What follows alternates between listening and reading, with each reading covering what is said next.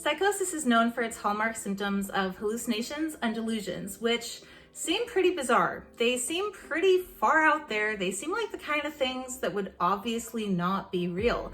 But what if I told you that there was more to psychosis than just these otherworldly symptoms? What if there were symptoms that seemed so subtle you wouldn't even notice them? You see, the thing about psychosis is that it's multifaceted and there is so much more to it than you would initially realize. There are so many symptoms that there are subtypes upon subtypes upon subtypes of symptoms. Some of the symptoms we're going to discuss today look a lot like depression, but they're distinct because they indicate the beginning of psychosis. Let's talk a little bit about the onset of psychosis, what presents itself in the beginning, what the experience is like, and what signs to look for so that you can identify it and prevent psychosis. Before we get started, here's a little bit of a disclaimer to say that I am not a mental health care professional and I am in no way qualified to give any advice, medical or otherwise. Who I am is simply a person with lived experience with serious mental illness who's here to share with you the wisdom and insight I've gleaned along my mental health journey. Also, here's a bit of a trigger warning to say that psychosis in and of itself is a very sensitive subject that at times can be difficult to talk about. So if at any point during the video I may say anything that may be triggering or upsetting to you, you are more than welcome to leave the video. I'm not really sure what trigger warning I would have for this video because it's fairly educational, but just in case, there you have it, you're more than welcome to leave the video. Moving on. So, prodromal, kind of a weird word, right? What exactly does it mean? Well, prodromal is essentially the phase between the initial symptoms that present themselves in a disease and when it actually goes full blown. Basically, that's a layman's way of putting it. And the prodromal phase of psychosis is exactly that. It's the beginning up until the acute phase when you would experience like full-blown psychosis. Just as a little breakdown to kind of illustrate the entirety of psychosis, there are three phases: the prodromal phase, the acute phase, and the recovery phase. And I like to think of it as a roller coaster where you have the initial incline of the prodromal phase going into psychosis, then the peak of the acute phase where the symptoms are at their highest, and then the decline into the recovery phase in which you would recover. So yeah, that's the entirety of an episode. It can take however long it takes. It could be a few days, it could be years, but psychosis typically follows that path. It goes through the motions of the prodromal, acute, and recovery phase. Now, the prodromal phase is a time of loss. It's a time of losing yourself, essentially, because you are losing aspects of yourself that normally were there. You're losing the functioning in areas of your life that you may have taken for granted before, things like socializing or even just your hygiene, things like showing up to work, things like enjoying your hobbies. Really, really basic things become significantly harder to do. And these losses, these lack of ability kind of areas of your life are considered negative symptoms. Negative symptoms are the first symptoms to present in psychosis, and to understand negative symptoms, you have to understand their sister, positive symptoms. Let's start with positive symptoms because that tends to be a little more understandable for people. Positive symptoms are what people typically think of when they think of psychosis. These would be the hallucinations and delusions that I mentioned earlier, as well as disorganized speech or thought. And these symptoms are an addition to the reality you're already in. I like to think of it as if there's the plane that we're all on together. This is the shared reality that we're all in. Everybody is on this plane, but there's another plane on top of it, another reality that people in psychosis experience with experiences that are individual to them. The additions to reality that they have on top of their normal reality would be like hallucinations, where they're seeing additions to reality that aren't there. These additions are positive, not in the sense of they're good things, but more in the sense of like testing positive for COVID, because positive can mean an addition. It can mean a presence of something where there once wasn't. So I like to think of it that way. It's not a good thing. It's like testing positive for COVID. And let me tell you, a lot of people get up in arms when I talk about positive symptoms just by the very connotation that positive means good. if you look up the definition for positive, there's like 9 different things. So trust me, we're not talking about something that's good. But we're not going to get any farther into that today because the focus here is on the negative symptoms. So now that you understand positive symptoms, which are in addition, let's look at the loss, the negative. Now, negative symptoms are a loss of many areas of your life. Things that are typically not really hard to do, things that don't take effort. And in psychosis, at least in the prodromal phase, they take immense effort, if you can even do them at all. Now, negative symptoms do carry out throughout psychosis. They are in every single phase, but the beginning, when it's coming on, is pretty crucial to understand, because in understanding that this is a thing that happens, you can actually deal with it. You can do something about it. And it's hard to tell because it looks a lot like depression. But yeah, it is important to know the difference. The reason it looks so much like depression is because in depression, people behave very similarly to people in the prodromal phase of psychosis.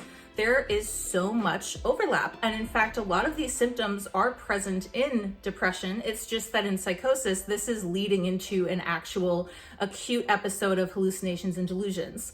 So you don't have to be depressed in the prodromal phase to have these symptoms, but yes, they are aspects of depression. And in depression, people tend to not really want to be around their friends. They tend to withdraw from people. They tend to kind of become, bedbound, like not having the energy to even get out of bed, not even taking care of their hygiene, not feeding themselves. Things become significantly harder. But if you look at it as depression, it's easy to miss. We're going to look at 5 negative symptoms today.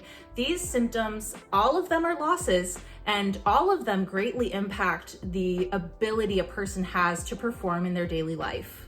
First, let's look at avolition, because avolition kind of features in other symptoms. Avolition is a great starting point because it's kind of all-encompassing. It really takes over your life.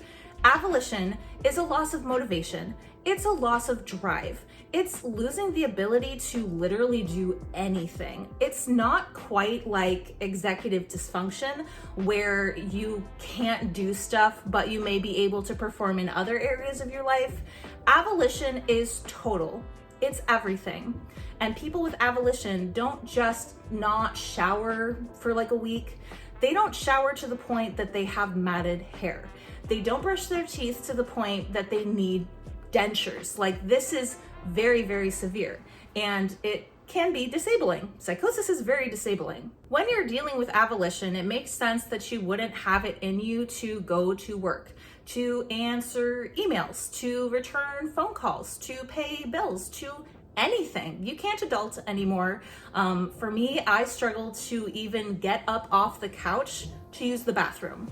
Like, I literally would not use the bathroom because it took so much effort just to stand up.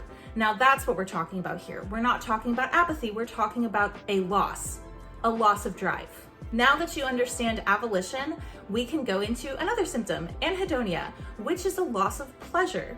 It's a loss of pleasure in anything you used to enjoy. You don't really enjoy things anymore like you used to.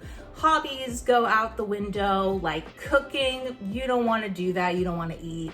You don't want to go fishing anymore. You can't be bothered. You might feel like you want to enjoy these things, but you simply can't. It's not possible. You lose pleasure even in sex. People could have sex to completion and get nothing out of it. There's absolutely no pleasure in anything anymore. See how that kind of has a little bit to do with avolition? You don't have the drive. I know when I've had anhedonia, I have felt guilty for not enjoying things. Like, I'm an artist. I actually make a lot of art all the time. I'm very prolific. I'm constantly creating. But in psychosis, I could not lift a pencil. And it pained me because an artist is, fueled by their craft. Like, it makes up my identity. It's a huge part of me. To not be able to make art at any capacity was crushing. And it wasn't just that I didn't enjoy it. Like, I could force myself once every 3 months to draw a stick figure, but it was grueling. Like, it was so hard to do. I struggled to motivate myself to do it. There's the Avolition, and I didn't like doing it, and it was harder to like get anything out of it than to have the reward of doing it. So it felt worse, honestly. Like it made me feel worse to make art because it was so unsatisfying. Now, along the lines of Avolition and Anhedonia, we have Asociality, which is distinct from antisocial, because antisocial means like against social norms, like it's against, you know, things that are socially acceptable. Asocial is a loss of social ability. It's a lack of interest in socializing. It is a loss of social interaction. It is completely withdrawing socially from everyone around you. People with asociality tend to become very reclusive. They tend to cancel plans or not return phone calls or texts. If they're in school or work, they may go less or just not go at all. And it's because it takes a lot of effort to deal with people. I know for me in high school, when I had asociality, I didn't realize that I was withdrawing. I didn't know that's what I was doing. But all of a sudden, I was turning down plans to hang out with friends, and I was holing up in my room so that I didn't have to be around my family. Like I would eat dinner in my room instead of eat at the table because conversation becomes very difficult. It's difficult to have anything to say. It's difficult to like consciously think of a facial expression to make it seem like you're present when you're really not. Like body language becomes a conscious effort because you're trying to give off that you want to be there when you'd really rather be anywhere but there. So I would say that it's hard work being around people. It does take a lot of effort. I know for me, it's not that I disliked people. It's not that I was like a loner because I'm very extroverted, but it was like my loved ones took energy that I didn't have. And I love them just the same. I love them just as much, but it was just so unbearable to deal with people at all that I spent a lot more time alone in my room. Part of what makes socializing so difficult is yet another symptom, flat affect or blunted affect. And this would be having very little expression, if any. A blunted affect is where you have minimal expression. You have some, but it's lacking. And a flat affect would be like 100% no expression. And this is not necessarily because you don't have feelings or emotions. You just can't express it. For some people, they don't have feelings. They are blunted in that way, but a lot of people still feel depressed, or they feel scared, or they feel whatever they feel, and it doesn't show. I know that it can be kind of eerie when you're interacting with a person who has a flat affect and you don't know what's going on, because they will just look like this. They will speak in a monotone voice. They won't give off anything, any expression. It's just what it is. Now, I don't know if I've ever really had a flat affect. I think that's something that someone would have to tell me, because I'm not there to see my face. It's not like I'm standing in the mirror looking at myself looking like this. That's not really like something I can tell, so I would definitely need confirmation from another person. However, this next symptom is something that I am all too aware of, something that I am definitely like keenly aware of when it happens, and this is alogia. Alogia is essentially a loss of ability to communicate, whether that be through speech, whether that be through text, whether that be through sign language, whatever way you communicate with others, lost. Now, this can look different for everyone because there are varying ways that you can lose your ability to communicate. For instance, some people lose all ability, and I mean they don't talk at all, completely mute. They can't. They've lost that ability entirely. Some people, however, do speak, but it may be minimal. They may, for instance, answer questions very concisely. Like if you were to ask a really open-ended question, they would give you a super short, minimal answer. They wouldn't elaborate. They would just be like right to the point, because that's all they can manage. Some people actually just speak very slowly. That's another one. And another one for me is that I couldn't speak unless I was answering yes or no questions. And that was all I had in me. I could really only say yes or no. And those were the two words I had, the only two words I had for months. And this was pretty difficult because I remember wanting to speak and thinking to myself, say anything, like say something. But along with the Alogia came an absence of thought. So I could not even think, like I couldn't conceptualize anything. I couldn't imagine anything. I had no internal monologue. I had nothing. So I could look at a tree, know that it was a tree, and not even tell myself it was a tree. I knew what things were. I could observe the world, but I couldn't engage. So yes or no was all I had. These 5 symptoms, as I said, come on at the beginning of a psychotic episode in the prodromal phase. And in that time, a person may be going through a lot. It's a really, really intense experience. All of psychosis is an intense experience.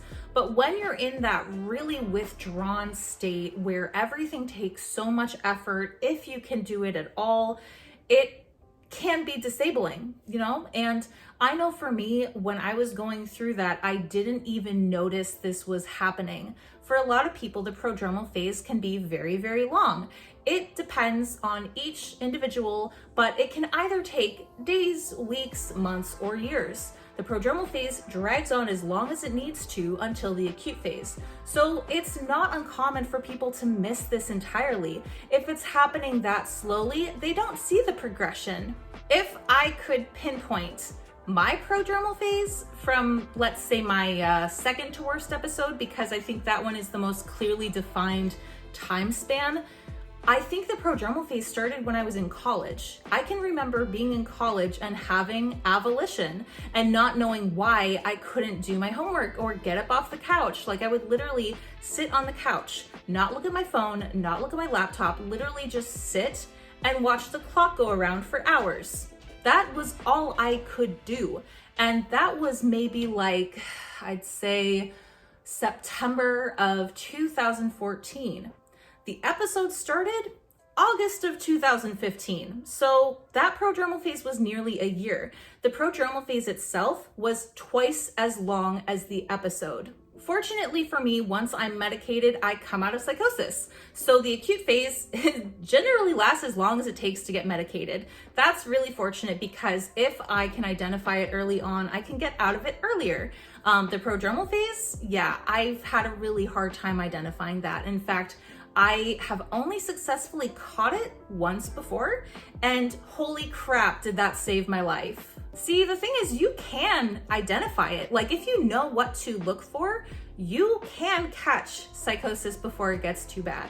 That's what I did. And I was really, really fortunate to be able to do that because not only had I learned enough about it that I could look for signs, I had people in my life that also knew about schizoaffective disorder and could look for signs. They caught it before I did, but I wasn't far behind. I started to recognize that my thinking and behavior were changing, and it was enough for me to get scared shitless and go to my doctor. I asked my doctor to increase my medication, which would have worked. I swear to God, if she had just listened to me, I could have avoided the acute phase, but she didn't listen, so I didn't get help, and I didn't get my meds increased, and I did go into the acute phase. Knowing that though, like knowing that I can go to a doctor, and by the way, I have a very trustworthy physician today, I am able now to catch it. So if she had listened, I could have caught it. I wouldn't have had to go to the hospital. Let that be a cautionary tale to you. Be very careful in who you pick as a prescriber because it makes all the difference in the world. But yes, shitty prescriber aside, I actually caught it. Like I caught it the best that I could. And I think that I caught it maybe like 3 months into the prodromal phase because as I said, it takes time to creep on and it does progress. It doesn't just like hit you all at once, it escalates. So I'd say 3 months is a lot better than 1 year. You know what I'm saying? Unfortunately, if you really think about it, catching psychosis in its tracks isn't possible for everyone. I know for me personally, I would not have been able to catch it if I hadn't already had psychosis. I would have no idea what the signs were if I hadn't had them once or twice or 3 times before.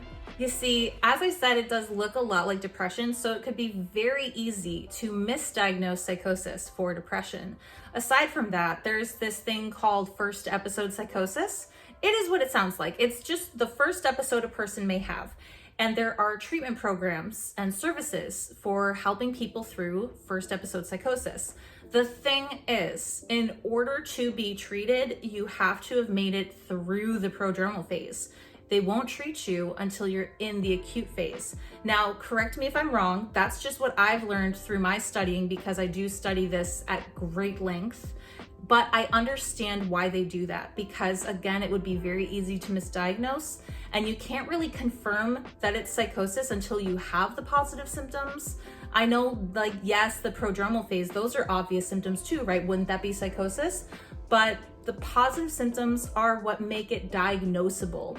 If you were to have 1 or 2 of the positive symptoms, you would need that to be diagnosed with schizophrenia or schizoaffective. Without those, the negative symptoms aren't enough, unfortunately. Plus, how would you know that you were at risk? If you've never had psychosis, you probably don't think about it that often. I mean, if at all. You probably don't suspect that this could happen to you, because why would you? You'd have no reason. I think, honestly, that if you've never had psychosis, but you're looking for signs, just in case you are, look at your family history. Look at the medical history of the members of your family on both sides.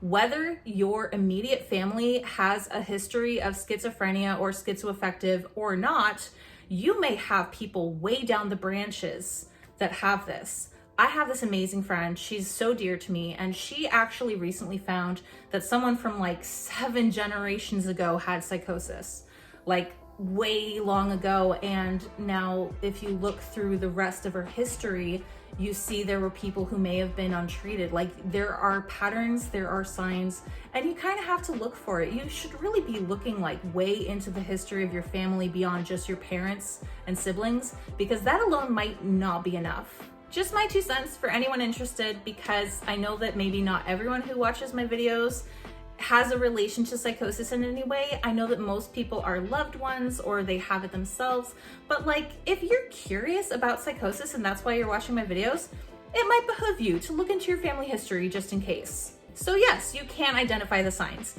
If you're in my shoes and you've had an episode or 2, or if your loved one has had an episode already, this is a really valuable thing to know. If you can identify these changes, you can spare yourself a lot of misery. I know I certainly have, because my last episode was relatively mild and I barely had hallucinations when I went to the hospital and got treated. So my episode lasted like a couple of months, I think. And again, that was partly because my prescriber wouldn't listen to me. So it didn't even have to go that far. I think I could have spared myself even that much. So yes, it's possible. It's absolutely possible, which is why it's so important to know about the prodromal phase and negative symptoms. That's just, you know, from my nerdy heart, what I know about the prodromal phase. And I really do care a great deal about the people that watch my videos. And I know there are so many people who are struggling with breaking the cycle, you know, going in and out of it, in and out of it. And that may be due to things like substance. It may be due to stress. It may just because you have difficulty with medication, you haven't found the right one yet, or you have breakthrough symptoms. So I feel that armed with this knowledge, you can do a lot for yourself. You can probably find the self-care to like get yourself by until you get the treatment you need. Like, ask for help. Ask for help from your friends, your family. Go to a doctor and try to get on medication if that's what works for you. It's not for everyone, I get that, but this is something that can be helped. It doesn't have to get as bad as it has for me and others that I know, and any of you out there who can relate. It really is something that can be treated early on. It can be prevented if you know what to look for. Anyway, that's just my 2 cents about the prodromal phase and negative symptoms of psychosis. Again, I do feel it's very important to know about this stuff, so I hope you took something away from this video, whether you found it educational or helpful or even just entertaining. Today's video was a suggestion by MPXYZM2BY. Thank you so much for the great suggestion. I really enjoyed making this video. I always love nerding out about psychosis, and I hope you enjoyed it too. That's all I have for today, so thank you so much for watching this video. I truly appreciate it. I love taking suggestions like this one, so if you have an idea for a future topic for me to talk about, you can let me know in the comments below, or just what you thought of this video, if you can relate, if you learned something, whatever insight you have. Let's see here. You can also support my channel by liking and subscribing, and as I said, commenting. I have added some cool new stuff to the channel. I have a Patreon now, which you can subscribe to if you'd like to help me improve the channel. And I have merch, and I actually just got samples in the mail, so hopefully in the next video I'll be able to show them off. I think that's about it for today, so let's wrap up there.